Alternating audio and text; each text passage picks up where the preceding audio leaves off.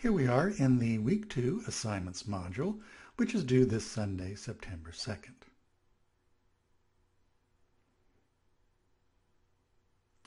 This week, you'll read Chapter 1 in the textbook, which is all about the 19th century, primarily focused on the Industrial Revolution and the arts and crafts movement. You may want to have a look at these e-lectures that I prepared. The first one is about textile designs by William Morris.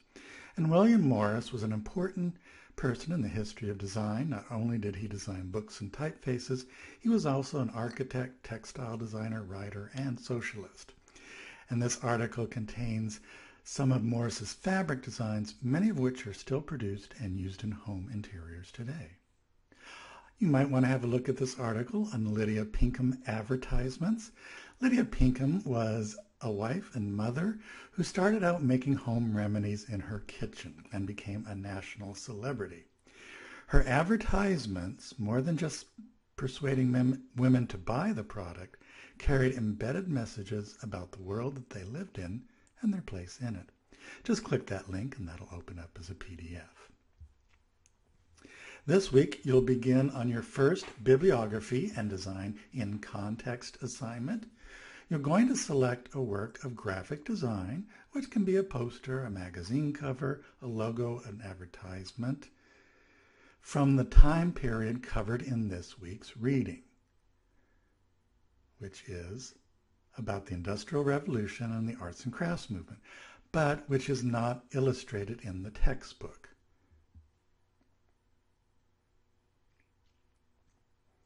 And you're going to research the work of graphic design. You're going to look at the intent of the work and how meaning and value operate within it. You're going to understand the work within the context of its time. And you'll also respond to some of your colleagues and participate in an ongoing discussion. I have attached an example of the assignment. Just click this PDF and that will open up. Now, this example happens to be of Toulouse-Lautrec. It would not be an appropriate subject for this week. Next week, Toulouse-Lautrec will be covering. But this gives you an idea of the format. It doesn't need to be particularly detailed. Just a few paragraphs that give you, include all of the, or most of the outline and requirements. But it's important that you focus on what is in this week's textbook. The 19th century is an extensive time period, and there are many different styles going on simultaneously. This week we're focusing on the Industrial Revolution and the arts and crafts movement. So be sure to limit your topic and your example of graphic design to that time period, not just anything during the 19th century.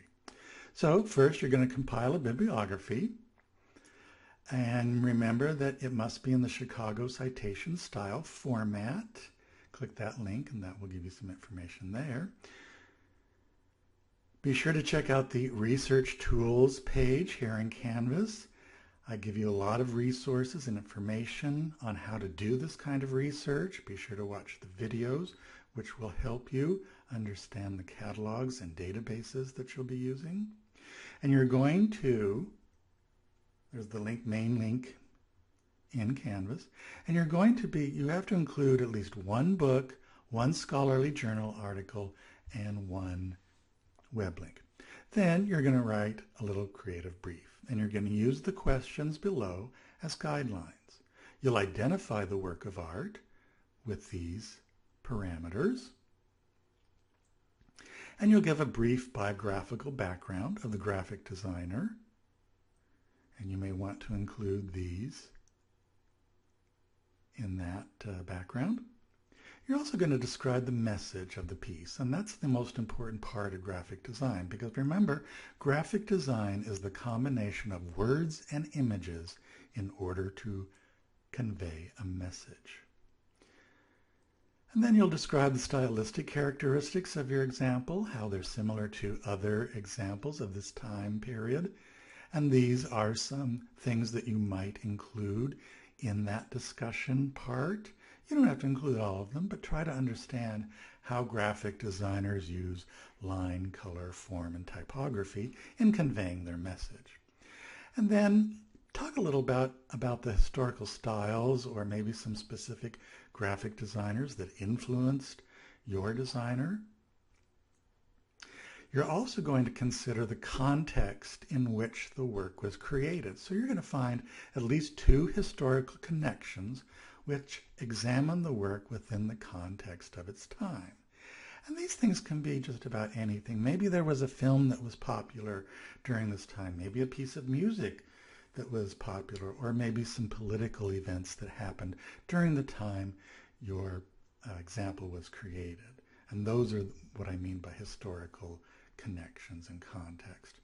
You can either post, and when you're done, just post your image and text directly in the discussion board. You can attach a Word document or use Google Docs to embed it, and those are some instructions there. Also, be sure to continue the discussion by responding to at least 2 of your colleagues' posts with either one additional historic event or maybe in another image by the same designer, and that's worth 25 points. And to submit your assignment, you'll just click this link, the blue underlined text, Bibliography and Design in Context. Just click that link. That will take you to where you will submit it. And you might want to have a look at the attached rubric. If you complete all the assignment requirements, you'll get full credit. If you do not complete all of the requirements, you'll have points deducted. And if you exceed the requirements, you'll earn extra credit. And you just can click that rubric PDF and that will open up. So to post your assignment, just click in the reply field. That opens up a text editor, and like I said, you can post your assignment in a number of different ways. So that's the Bibliography and Design in Context assignment. If you have any questions about it, be sure to email me. Also this week, you'll begin your museum exhibition project with the conceptual phase, the idea of your project, which is not due until September 16th, so you have 4 weeks to work on it.